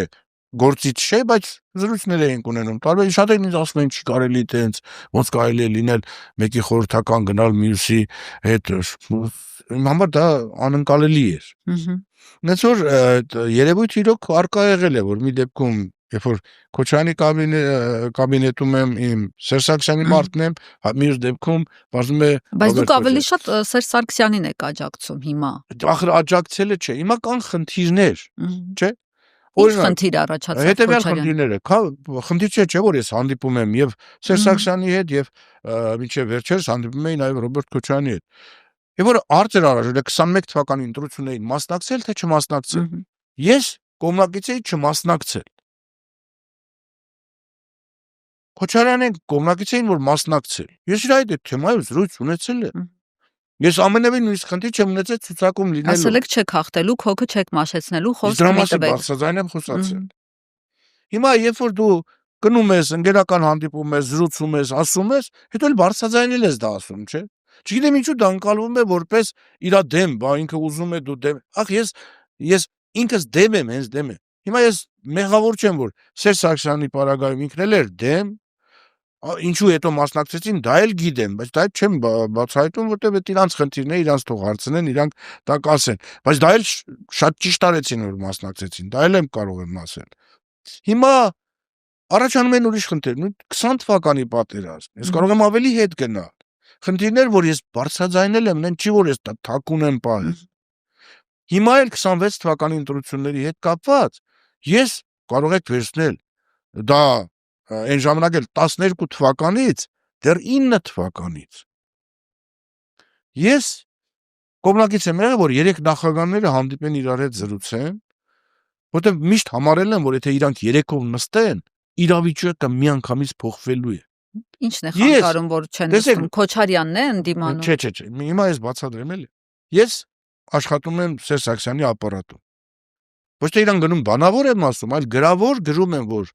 առաջարկում եմ ձեզ Լևոն Տեր-Պետրոսյանին, Ռոբերտ Քոչարյանին եւ այլն։ Հետո առաջարկեցի նաեւ որ վեհապար հայրապետներին, Անտիլասի եւ բան։ Դες նախագահի ապարատում աշխատում եմ, խորհրդականն եմ, խնդիր չունեմ մոտը մտնելու, բայց դա գրավոր եմ գրում։ Գրավոր ուղարկում եմ։ Այդ ձեր գրավորը WhatsApp-ի գրելու հետ կապ չունի էս հիմիկվա։ Չէ, գրավոր, թղթի վրա։ Ստորագրությամբ։ Մի հատ ուղարկում եմ, ուրեմն Ռոբերտ Քոչարյանի գրասենյակ, մյուսը ուղարկում եմ Լևոն Տեր-Պետրոսյանի գրասենյակ։ Բոլորն էլ արձագանքում են, որում բանը նույնիսկ Սողոմոնյանը որ արձագանքում է, զարմանք է հայտնում։ Ասում է ախր երեք Իսագուլյանը հանդիպել է գրասենյակում Ռոբերտ Քոչարյանին, ինքը Ռոբերտ Քոչարյանին այդ մասին ոչինչ չի ասել, եւ ճիշտ է ասում։ Ես դա ընդ որում ուղարկել եմ պոչտայով, այսինքն օֆիցիալ։ Հիմա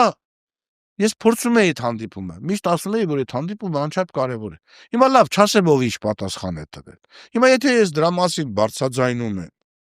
հիմա Ռոբերտ Քոչարյանի գրասենյակի պատասխանատուն հայտարարում է, որ իրանք նպատակահարմար չեն գտնում։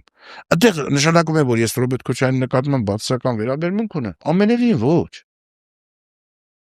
Այսինքն այդտեղից խզվեց ձեր։ Չէ, խզվելը ամենևին կապ չունի այդ խնդիրների հետ։ Գիտեք, ասած որ կուտակում են ու մեկ էլ դու զգում ես, որ իրանք քո ասածը ընկալում են որպես իրանց դեմ ու իրանք էլ վերաբերմունք փոխում։ Դա դրանում քո մեղքը ո՞րն է։ Գիտեք, ինձ որ մեկ-մեկ մեղադրում են հայ ղապական դաշնակցությանը, ուզում են պաշտպանել Գառնիկ Սամվելի Իսագուլյանից։ Աբսուրդ է սա։ Բայց դուք ճանապարհ եք երկար անցել հոյնայի հետ։ Հիմա անցել է։ Նույնիսկ հայտարարել է, որ իմ մոյնակ հերացումը նախաձեռնել է Հովիկ Աղազարյանը։ Այնտեղ օրինակ ես վստահ գիտեմ կարող եք Հովիկ Աղազարյանից բարձր, որ բանտից ես այդ ժամանակ ընդհատակում եմ բնականաբար։ Եվ Վահանը Հովանիսյան քսիֆ ասենք, հա ուղարկում է Հովիկին, որ եւ այդ Հովիկը ԳՄ անդամ էր, այսինքն ինքն է իրանք էին, որ չի կարելի օրինակ հանկարծ չհեռացնեք հեռացնել եւ այլը, բայց չէ սրանք որոշում են, որ հեռացնեն ու այնտեղ մի հատ նյուանս կա, որ մեկը բացատրում է, որ չի կարելի, որովհետեւ սրանք էլ ասում են, եթե մենք դա անենք, ու ապա դրանից հետո իրա որևէ գործողություն կգնահատվի այսպես, որ մենք իրան հեռացրել ենք եւ այլ, դե լավ, հիմա ինչ եղել է, ես բայց ասում եմ, ստեղծեին դատական ատյան, ինձ հարցակ քննեին, ըստ այդմ որոշեին, չեն արել։ Լավ, Աստված իրանց է, որևէ խնդիր։ Ես ինձանից փորձել պաշտպանել դաշնակցությանը, երբ որ 94 թվականին, երբ որ կասեցվեց դաշնակցությունը, բոլորը գիտեն, որ եւ Հրանտ Մարգարյանի փաստաբանն եմ ես եղել, եւ այդ կոորդինացրել եմ ամբողջ փաստաբանական գրասենյակի աշխատանքը, եւ ոչ միայն դա մարմինները գոյություն չունեին, լուծարված էին, ամբողջ աշխատանքը ես էի կատարում։ Այսինքն ես մեծագույն, հա, մինչև իմ ընդհատակում հայտնվել է, ես падգամավոր էին, չէին կարող միանգամից կալանավորել, չնայած քրեական գործեր հարուցված, արդեն իմ դեմ մի քանի հատ եւ մինչև ես հայտնվեցի ընդհատակում։ Ընդհատակում հայտնվեցել, դե հələ падգամավոր էի, դա վերջին իմ падգամավորական օրն է։ Գիտեի, որ անդադ հետևիցս գալիս են, որ ինձ գիշերը ժամը 12:00-ին կալանավորել, ես մտա ազգային ժողով ու այլևս ընդեղից դուրս չեկա, իրանց համար էլի, իրականում ես դուրս եկա, բայց թե ոչ դուրս եկա ու հայտնվեցի ընդհատակում, հետո մի հատ այդ ընդհատակի հետ կապված մի բան էլ ճշտեմ, էլի։ 95-98 թվականներին դուք ընդհատակում եղաք 2 տարի 8 ամիս 16 օր։ Ու հանկարծ դրանից հետո պարզվում է, որ ձեր դասընկեր եւ քավոր Արմեն Ռուստամյանը դառնում է Հոյդա բյուրոյի բյուրո չէ, ժամանակ հələ ԳՄ-ի ԳՄ-ի ներկայացուցիչ։ Հետո է դառնում բյուրո, հա։ Լավ, ԳՄ-ի ներկայացուցիչ ո՞նց է դա կատարվում, ո՞նց ինչ պատահեց, որ այդպես ստացվեց կամ ո՞նց եղավ դա։ Հիմա գիտեք, ցե որևէ արտարոց բան չկա։ Այո, Արմեն Ռոստոմյանը իմ դասընկերն է, ֆիզմատ գիշերօթիկում մենք միասին ենք, շատ մտերիմ ենք եղել, ընտանիքներով, ինքի հարսանիքի խավորն է, ահա իմ երեխաների մեծերի խավորն է, աղջկաս եւ տղայիս։ Մենք միջի հիմա էլ մտերիմ հարաբերություններ ունենք, դե որևէ խնդիր ես չեմ տեսնում, իհարկե ցավակցում եմ, վերջերս մայրիկը դրտիման մահացել էր, իրան Աստված հոգին լույս դարձնի, հրաշքին, որ իմ երեխեքին մեռոնից ինքն է հանել, այսինքն այդտեղ որևէ արտարոց բան ես չեմ տեսնում։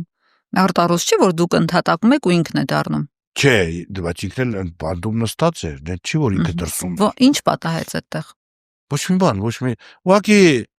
երբ որ արդեն 98 թվականի իշխանափոխության շրջաններ չեմ կարծում սա գաղտնիք եմ ասում, հույդա բյուրոյի հանձնարարությամբ ես ընկեր Ռուբիկի հետ, Ռուբեն Ասատրյան, որ իմ հետ միասին ընդհատակում էր, գնում ենք հանձնարարություն կատարելու, որտեղ ընդհատակում էլ այտենց пассив նստած չեմ եղել, աշխատել եմ անդադ, որտեղ պատասխանատվություն կարի իմ վրա։ Հաջորդ օրը հետ ենք գալի, մեր այսինքն հանձնարարությունը կատարում ենք, Դեր Ռուբիկը ուրեմն հայոց աշխարհ թերթում է, մենք ասում ենք գարի ձեզ կուսակցությունից հեռացրել ասում ենք, ոնց կարան հեռացնել։ Անակնկալ է լինում ձեր համար։ Դատական աճամբ դիլինի ոնց է։ Բարձր իսկապես հեռացրել է։ Ու դրուք հաջորդ համարում կարծում եք։ Նախաձեռնողը Հովիկ Աղազարյանն է եղել։ Դե Աստված, մտածի որ խնդիր չկա, հետագայում ամեն ինչ կբացահայտվի, չէ, բայց հետագայում ես որոշեցի, իհարկե ունեցանք հանդիպումներ, զրույցներ, ավելի լավ է մենք բարեկամներ ենք, այտենց էլ մնացել ենք բարեկամներ։ Ես դուք շրջանցեցիք Ռուստամյանի պահը, չէ, նորմալ է, ես այդտեղ որևէ խնդիր չեմ տեսնում, որտեղ Վահան Հովհաննիսյան պլյուս 31-ի գործով ինքը բանտում էր, ես այդ ժամանակ ընդհատակում էի, որտեղ ես շատ ավելի падգամավոր էին չէին կարող կալանավորել։ Իհարկե Արմենին ես ընդհատակում էի, որ կալանավորել են։ Էլի կապերը իմ հետ հաշվի առնելով, չէ, ուրիշ խնդիրներ չկան, այսօր Արմեն Ռոստոմյանը նույնիսկ մնում է իմ խավորը, նույնիսկ իմ հարազատն է, նույնիսկ հա դաշնակցության մեջ իր խավորը ես եմ, այսինքն այտենց որևէ խնդիր ես չեմ տեսնում, չէ, նորմալ է դա։ Հիմա կուսակցություններ են, գիտեք, ես գուցե իմ համար ազատ լինելը շատ ավելի բան է, որտեղ ես մի քիչ անկախ մարդ եմ։ Այսինքն ես հիմա Հայաստանում հարաբերություններ ունեմ բոլորի հետ, որովհետեւ մեկին ճշտամի չեմ համարում ինձ, իսկ եթե կուսակցական ես, շատ դեպքերում կուսակցական լինելը, հատկապես հայ-հեղափոխական դաշնակցությունը, որ այդ հարցերում շատ հստակ է, այսօր մեր մեջ առումով որևէ խնդիր ես չեմ տեսնում։ Ցավոք սրտի, այսպես նայում եք, դավադրություն չէ։ Մի քիչ այլ կերպ է ընկալում ամեն ինչ։ Գուցե մարդիկ կան, որոնց ձեռ է տալիս, որ բաներ կա, որ իրանց հարցադրում անում են, իրանք գուցե դա ներկայացնում են ոչ իրական տեսքով։ Ես դա զգում եմ բնականաբար, բայց մենք փոխադարձ պայմանավորվածություն ունենք, համենայնդեպս բոլոր ստաժավոր դաշնակցականները գիտեն, որ ես հայ-հեղափոխական դաշնակցության հետ որևէ խնդիր չունեմ։ Իհարկե գիտեք, կյանքը շատ հետաքրքիր է, հա։ Օրինակ, երբ որ ես Գերագույն խորհրդի падգամավորության տեխնացու էի, դե ժամանակ իհարկե ոչ մեկը չգիտեր իմ կարգավիճակը, ես ցավոք սրտի իմ դեմ ժամանակ բոլորը տեխնացուներ դրել էին։ Բայց ես ընտրվեցի Գերագույն խորհրդի падգամավոր եւ նույնիսկ եմ կրկնում, շատ դաշնակցականներ չիմանալով, որ ես ժամանակին ընկեր Հրայրի հետ կապ եմ ունեցել, հա, ինձ դիտարկում էին, հետո հանկարծ ազգային ժողովում դաշնակցության բանը ես եմ հայտարարում, դառնում եմ ֆրակցիայի նախագահ։ Ու զարմանում են թե ոնց ինչ։ Հա, բայց տեսեք, օրինակ 90 թվականին ընտրություններից մի քանի օր առաջ հայոց համազգային շարժման թերթը Հայքն էր, չէ՞, եթե չեմ սխալվում, իմ մասին ինչ որ բաներ է գնում, որ Իսագուլյանը համագործակցում է կոմունիստական իշխանության հետ, եւ դրա համար ինձ տեսեք փոփոխություն տի լինի, չէ՞։ Շան չնայած ես ՀՀՇ առաջին համագումարում ընտրվել եմ Վերստուգիչ հանձնաժողովի նախագահ։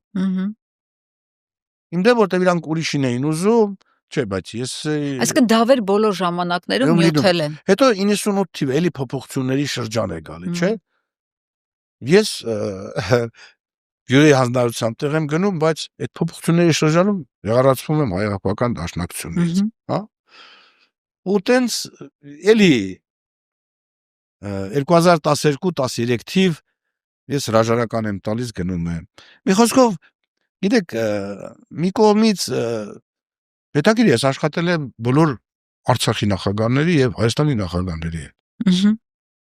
Արթուր Մկրտչյան, Գյորգի Պետրոսյան, հետո Բաբուրյան, հետո Արկադի Ղուկասյան, Բակո Սահակյան, Արայիկ Հարությունյանը վարչապետ է եղել երկար ժամանակ, շատ լավ ճանաչել եմ, Ռոբերտ Քոչարյան, ստե խորհրդական, Սերժ Սարգսյան խորհրդական, Լևոն Տեր-Պետրոսյանի ժամանակ ընդդիմադիր խմբակցության ղեկավար, այսինքն մի կողմից լավ է որ դու շատ բան գիտես, հա։ Մի կողմից դա երկսայրի սուր է, շատ վտանգավոր ու վատ։ Եվ հատկապես այս փոփոխությունների շրջանում դու բոլորի համար դառնում ես խնդիր։ Եվ շարից փորձանքից հեռու տարբերակ են ընտրում։ Դրա համար ես կարծում եմ դա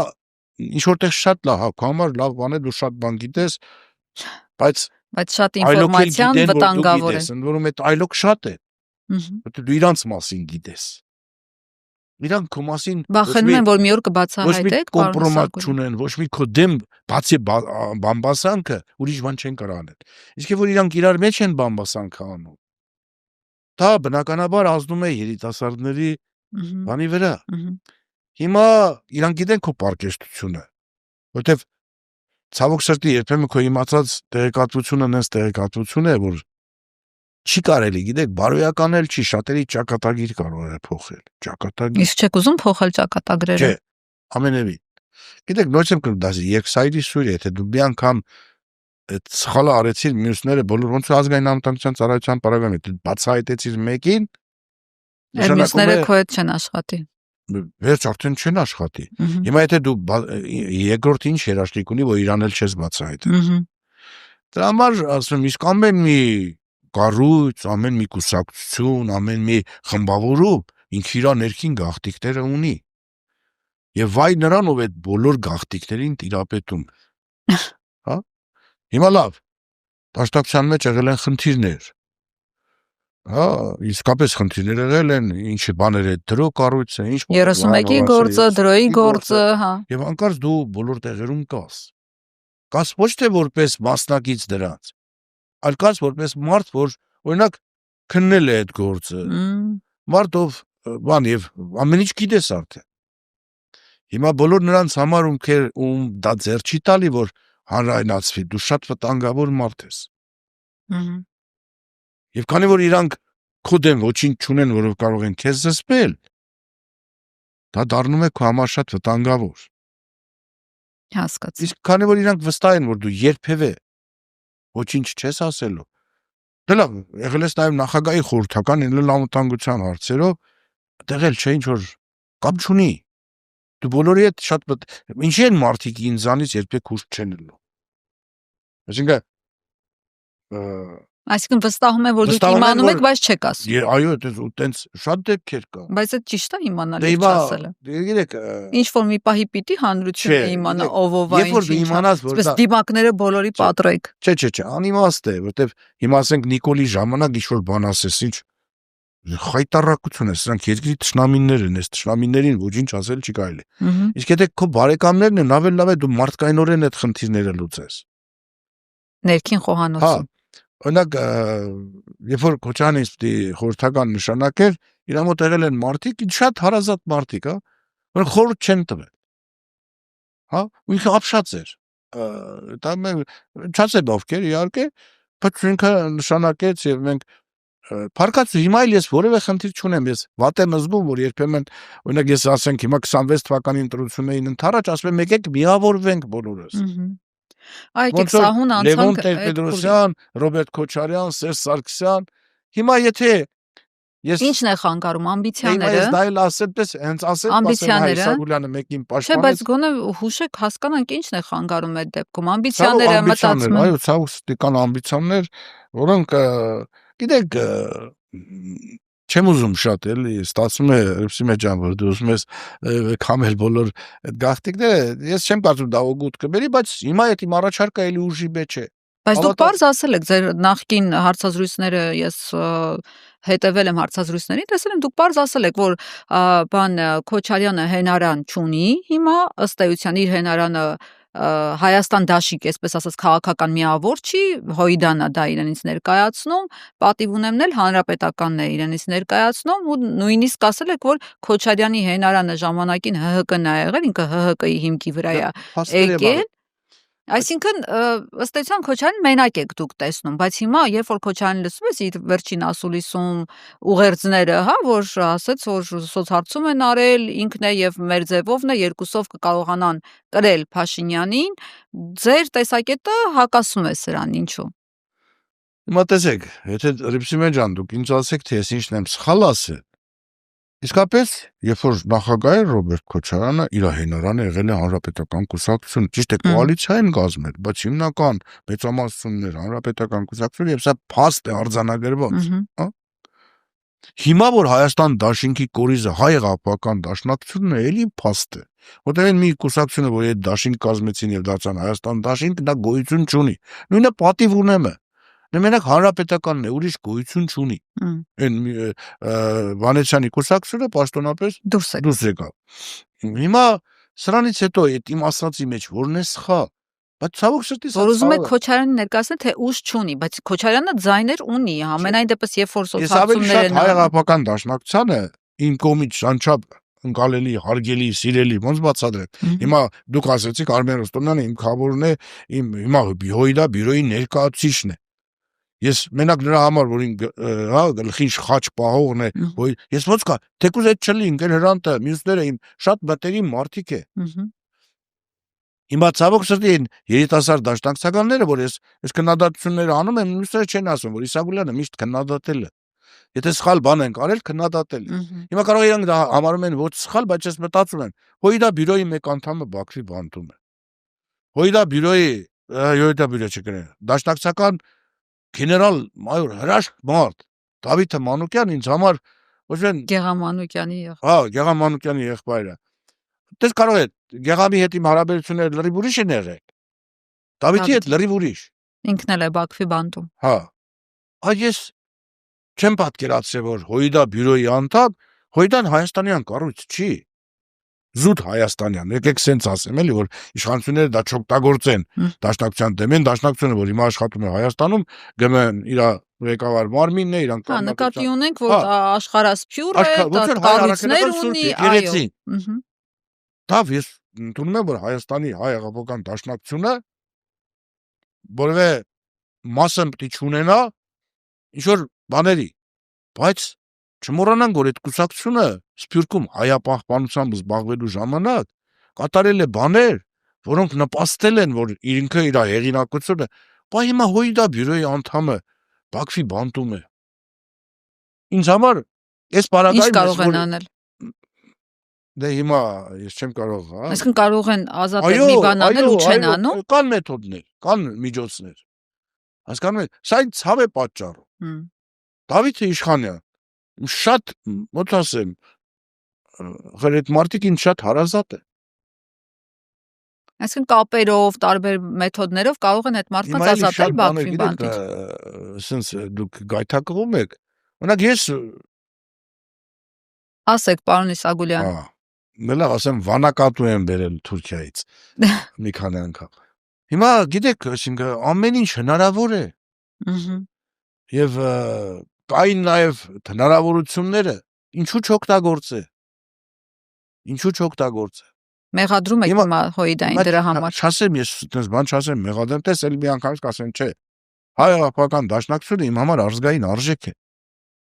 Բայց այդ ազգային արժեքը ուներ աշխատելավոճ, որը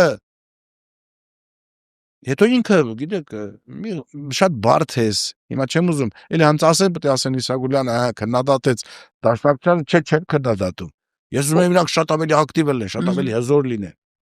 Հիմա Բադա Քոչարյանի հետ ինչ որևէ մեկը անկախ նախկին նախագահ է եղել, ինչ է եղել, անձնական ամբիցիա չունենա։ Մեր խնդիրը հիմա ինչ որ մեկին վարչապետ դարձնելը չի։ Մեր խնդիրը հիմա Նիկոլ Փաշինյանից ազատվելն է։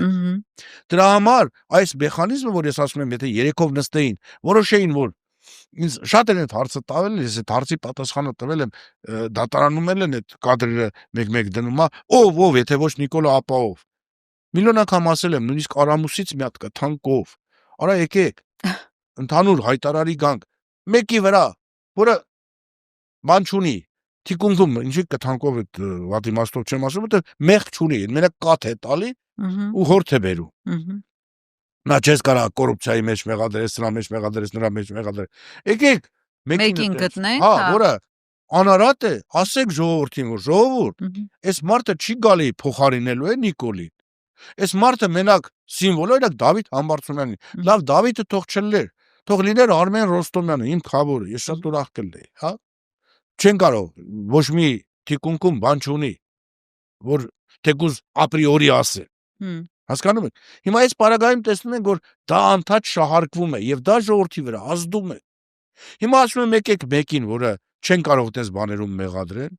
որ ընդհանրապես անմեղադրելի է։ Չի ուզում Քոչարյանը, պարոն Իսագուլյան, ասում է, որ մենք եւ մեր ձևովը միասին ըստ իր հաշվարկների կրելու են։ Բա հիմա 21 թվականին էլ են, չի ասում կրելու ենք։ Հա, քոքն էին մաշեցնել։ Մենք լեգիտիմացրեցինք Նիկոլ Փաշինյանի նախկինում կատարած հանցանքները, Արցախի հանձնումը։ Հիմա բավոր 26-ին էլի, տեսնում եք մեր ձևովին, մի հատ նախադասության համար բարերար մարդը ինչքան ժամանակ ենք մեր ձևով։ Կարա չէ վերջի պահին, ասում են Մոլդովայի սկզբունքներով, Եվրոպան ապօրենի, հա, փող է տալիս, որ այդ ամեն ինչը կազմակերպեն։ Հասկացեք, այդ պարագայում մենք դառնում ենք խոցելի։ Այո, իրանց սուտ են ասում, ես չեմ ասում այդ ինչ-որ Նիկոլենք ասում են, բայց ժողովրդի մեջ դա արդեն նստած է։ Հիմա պարոն Իսագուլյան, ամփոփելով ինչ շանս կա Փաշինյանին հեռացնելու եւ ասացիք, որ եթե միասնական ճակատով հանդես կան հնարավոր է դա,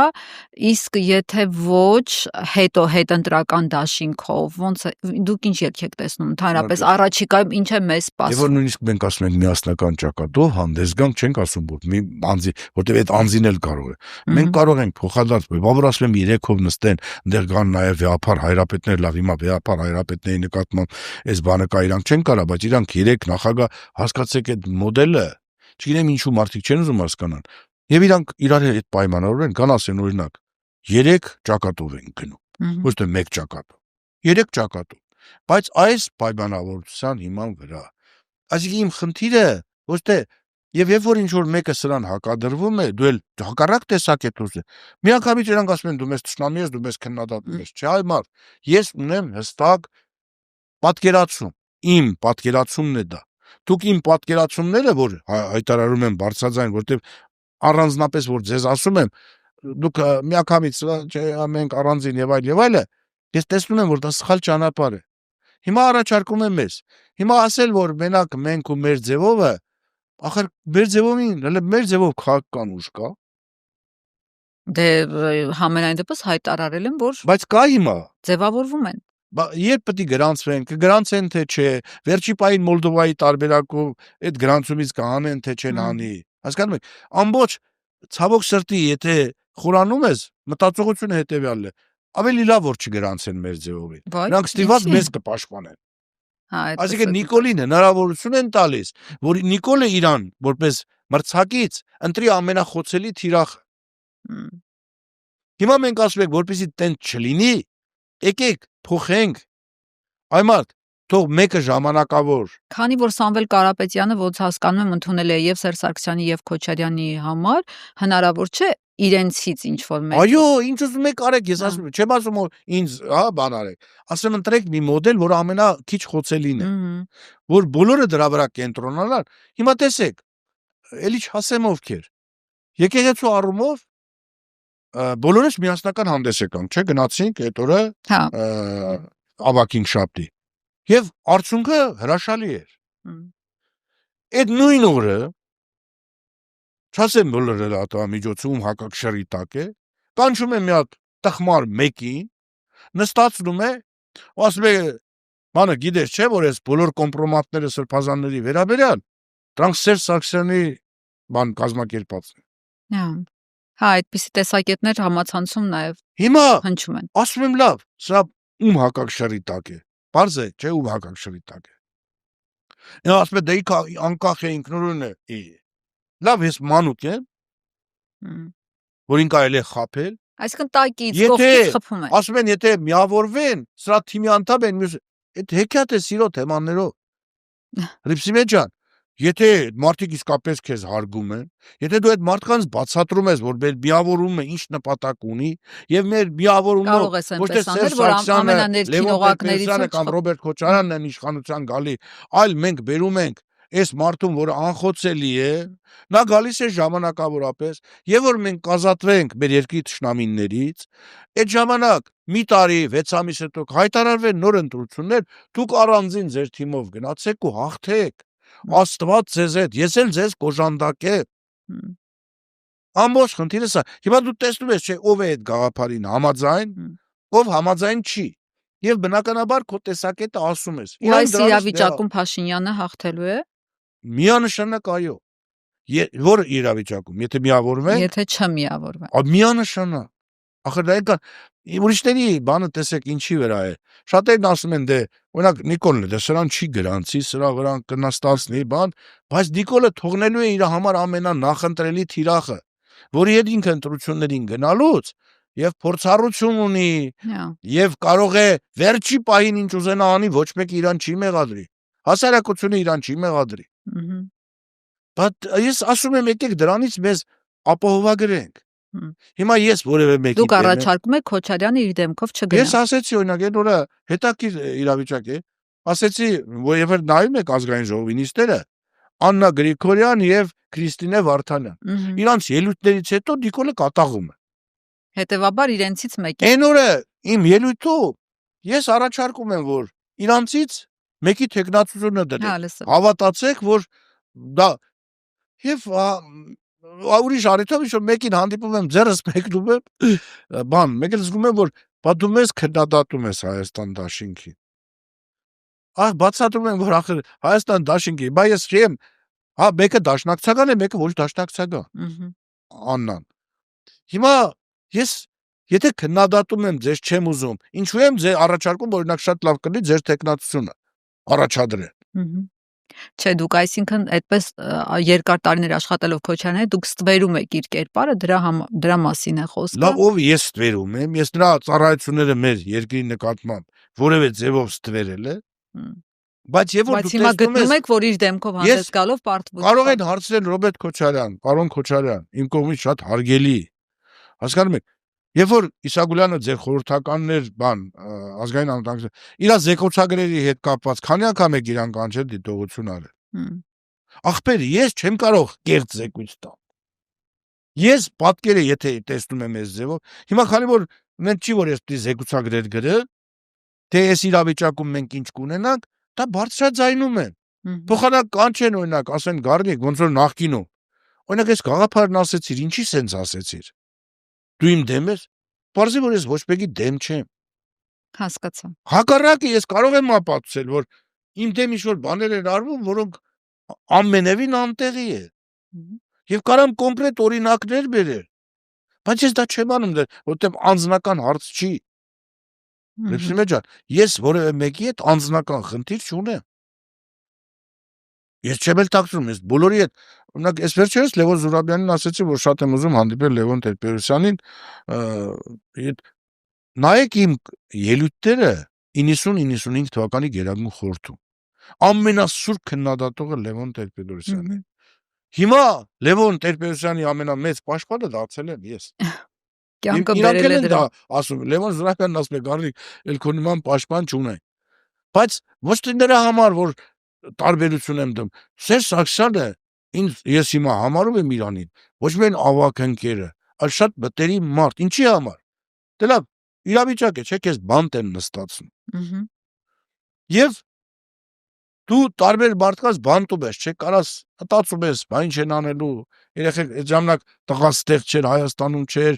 պետք է նշան էինք, նշան դրեքի խնդիր կար, հազար ու մի խնդիր, ու ես հայտնվում եմ բանտում։ Մարդիկ ում համար ես պատրաստ եմ եղել կյանքս տա, ցույց են տալի, որ ինձ չեն ճանաչում։ Սերժ Սարգսյանը կանչում է տղայիս։ Ասում է, որևէ բանի նեղություն չզգաք, ես ամեն ինչով պատրաստ եմ օժանդակել, եթե փաստաբանի խնդիր կա եւ այլ եւ այլ։ Հիմա դուք ինչ եք կարծում։ Հասկացա։ Իմ վերաբերմունքը ոնց պետք է լինի։ Հասկացա ինչից է փոխվել ձեր վերաբերմունքը Չէ, մենակ դա չէ, Սերսակյան։ ախր չմտածեք որ թե Քոչարյանը վատ վերաբերմունք է ցուցաբերել, ես Դե դες բան չեմ համենայն ասում։ դեպս մարդկային գործոն է այստեղ Կամ աշխատում։ մարդ կա, որի համար ես մեկ ուրիշի հետ հայտնվել եմ, այդ մարդուն ինչ ասես ասելը։ Ահա։ Եկի կանոններով ասեք։ Չէ, անուններ եկեք չտանք, ես չեմ ուզում անուններ։ Ամբողջ հաղորդման ընթացքում անուններ Հիմա չտվեցիք։ գիտեք, չէ, ով որ պետք է շատ լավ հասկանա։ Դե Հիմա ես բանտում գիտենք որ նստած եմ։ հասկանում են։ Հա։ Այն մեկին լուր եմ ուղարկում։ Ցույց է տալի, որը իմ շնորհիվ է դարձել բան հայտնի մարդ, հերոսացվել։ Ցույց է տալի, որ ինչի ճանաչում։ Նա ում ես մեղադրել եմ, իմ մոտ մարդ է ուղարկում, ասում է ինչ է պետք, ինչով քեզ կարող են օժանդակել։ Գիտեք, հիմա դու այդ արդեն քո ծանր պահն է, չէ՞, դու տեսնում ես ով Նեղորվա այսինքն մեկը անկերը քեզ տորը։ փորձել է օգտագործել զուտ անձնական իր նպատակների համար, մեկ ուրիշը քո նեղության պահին պատրաստ է քեզ ամեն կերպ աջակցել, երբ որ դու այդ մարդուն բացի վատությունից լավություն չես արել։ Դրանից հետո դուք ինչ եք կարծում, վերաբերմունքը ինչ պետք է լինի։ Հասկացա։ Այսինքն այնքան ուսեմ հիմա հայապատ դաշնակցության մեջ նրանք ովքեր գիտեն ճշմարտությունը, կամլիցի դրանք հավատացեք որևէ խնդիր չունեն իմ հետ։ Նրանք ովքեր երիտասարդ են, բայց շփվում են այն շրջանակի հետ։ Գիտեք, ու ես զգում եմ, չի ասեք, վերաբերմունքից այս մարդու վերաբերմունքը ոնց է, ինչ որ պահից հետո ոնց փոխվեց, չէ։ Բայց ես կարամ չէ՞ երիտասարդին բացատրեմ, որ տղա ջան, այն լուման, որ ես ունեցել եմ, որ ձեր կուսակցության մեջ այս վիճակն է, իսկ նրանք ովքեր այդ լուրերը տարածում են, այն մարդիկ են, ովքեր ցավոք սրտի կարող էին կործանել, եւ դա ոչ թե ասել ապրիորի օդի մեջ, այլ փաստերով։ Հիմա դրա համար ես հավատացեք, անկեղծորեն ասում եմ, ես որևէ մեկի դեմ չեմ։ Իմ միակ խնդիրը ազատվել այսօրվա Հայաստանի Հանրապետության թշնամի իշխանությունից։ դա հնարավոր է։ Այո, այսօր Նիկոլը հոգեվարքի մեջ է։ Դրա համար ինքը ուզում է այս պարակտումները անդադ մտցնի, պարակտումները, որպեսզի կարողանա, տեսեք, եկեղեցին պարակտում է, կուսակցություններին պարակտում է, անձերին պարակտում է, հներ ու նորեր, սևեր, սպիտակներ։ Մարդը հենց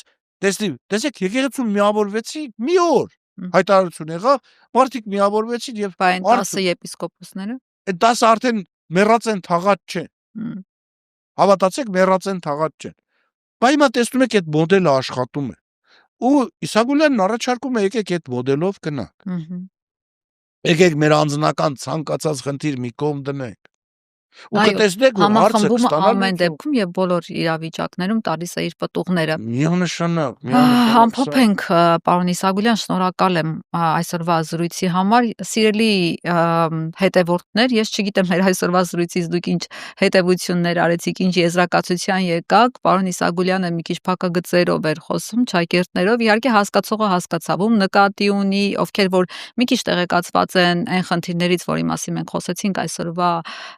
զրույցի ընթացքում, վստահաբար հասկացան ում էր ակնարկում պարոն Իսագուլյանը, որոշ անուններ չհնչեցվեցին, բայց երևի ենթադրում եմ, որ կգա օրը մի օր ավելի բացահայտ կխոսեք պարոն Իսագուլյան։ Եմ խնդրում, հավատացեք, որևէ մեկի չեմ ակնարկել, երբևէ անուններ չեմ տալու։ Դա շատ կարևոր հանգամանք է, տեսեք, որտեվ ես այն ինչ որ հիմա ձեզ ոչինչ չասեցի։ Բայց հետևություններ արեցինք, ես հասկացա։ Այն ինչին տիրապետում եմ, դրա 0.1%-ը։ Ես գիտեմ։ Դա էլ առանց որևէ բաների։ Ես երբևէ անուններ չեմ էլ տալու։ Մեկ էլ ներողություն եմ խնդրում, երևի հերթադուղը չիմանա, որ հիվանդ է այսօր մի քիչ բան են, էդ էլ ներողություն։ Մարդկային է, այնպես որ։ Ձեզ որ Ռիփսիմե ջան, ես խոստանում եմ, որ եթե լրագրողներին կամ որևէ մեկին անձնապես մարդիկ ինչ-որ բան լսում են, հավատացեք, եւ դա իրանց մեջ ցավ է առաջացնում կամ մտածում են։ Այո, ես ուզում եմ դուք պարզություն մտցնեք ամբողջությամբ։ Ես կարող եմ ասել, որ զգում եմ հիմա, որ ներքին ասեկոսներ են, բամբասանքներ, ցանկացած մեկին կարող եք ասել մի րոպե, զանգահարելի ինձ, ու կտեսնեք, որ այդ մարդը, որ այդ բանն ասում է, փախչելու է։ Որտեւ գոնե այդ մարդկանց դրանք կլեն նախկին կառավարության անդամներ, նախարարներ, ազգային ժողովի падգամավորներ, օլիգարխներ, հա, որոնց ցուցակը ժամանակին ստիպված եմ եղել նույնպես ուսումնասիրել եւ բան անել։ կբացահայտվեն խայտառակ ձևով, բայց ես դրա ցանկությունը չունեմ։ Հասկացանք։ Շատ լավ։ Փաստորեն չսպասենք նաև անունների հրապարակմանը, հասկացողը հասկացավ, չհասկացողը ընկավ երևի այսպես մտատանջանքների մեջ։ Շնորհակալություն, որ դիտում եք այսօրվա մեր զրույցը, դուք բաժանորդագրվեք մեր ալիքին եւ Patreon-ին, մենք կհանդիպենք մյուս շաբաթ։ Ցտեսություն։